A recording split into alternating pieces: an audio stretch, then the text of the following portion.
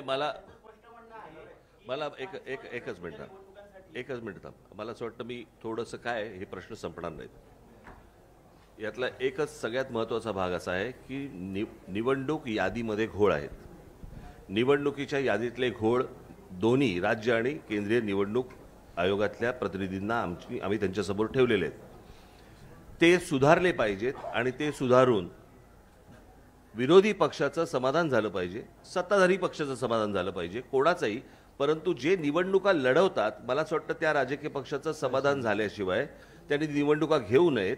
आणि ही अत्यंत आमची रास्त मागणी आहे, याच्यात काहीच गैर नाही आहे. मला असं वाटतं निवडणूक आयोगाने या गोष्टींचा विचार करावा. त्याच्यामध्ये इतर वेगवेगळे कायदे आणूच नाहीत. सोपी गोष्ट आहे ना ही. ह्याच्यामध्ये काही कॉम्प्लिकेटेड असण्याचं काही कारणच नाही आहे.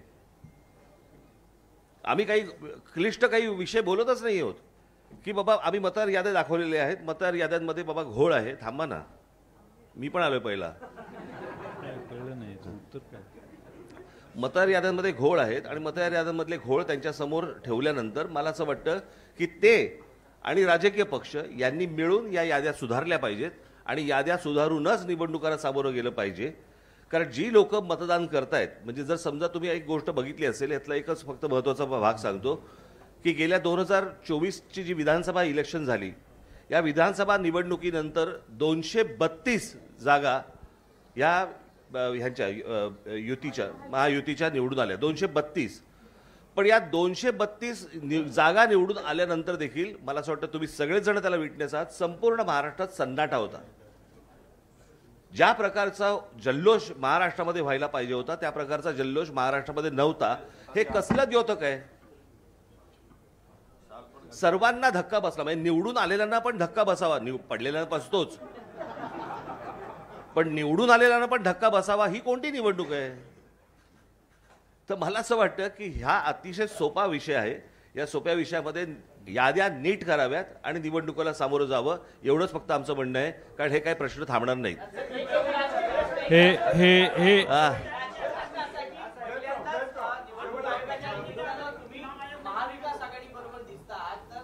मला असं वाटतं मी 2017ला पण दिसलो होतो. प्रश्न असा मी तुम्हाला एकच गोष्ट सांग.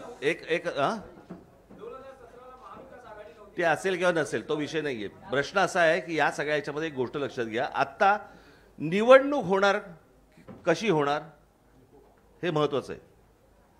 कोणाबरोबर होणार हा आत्ताचा विषयच नाही. आणि ही तुमच्या जर लक्षात असेल कदाचित त्यावेळेला पत्रकार परिषदेला जर समजा तुम्ही असाल तर 2017ला पण मी हेच बोलत होतो. तेव्हा पण होती तेव्हा पण होती खरं तर याच्यामध्ये त्यावेळेला अजित पवार पण होते. त्यावेळेला खरं तर त्यांनी यायला पाहिजे होतं आज. आणि त्यावेळेला ते तावाने बोलत पण होते, ते सांगत पण होते त्या सगळ्या गोष्टी.